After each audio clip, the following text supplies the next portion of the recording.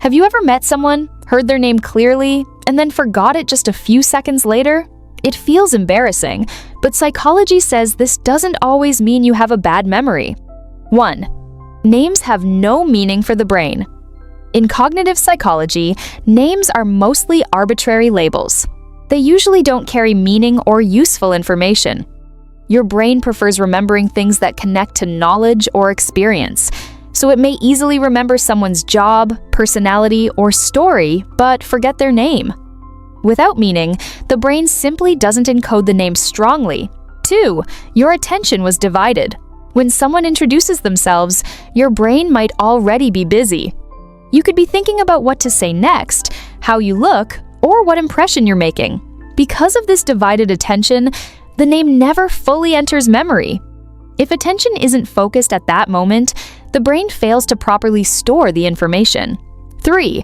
The brain prioritizes faces over names. Humans evolved to recognize faces much more than words. The brain even has a specialized region dedicated to facial recognition. That's why you might clearly remember someone's face weeks later, but the verbal label attached to that face is much easier to forget. 4. An overactive mind can interfere.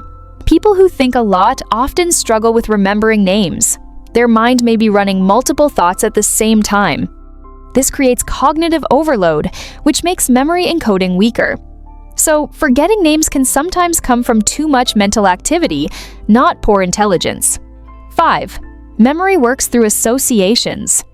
The brain remembers information better when it connects to something familiar.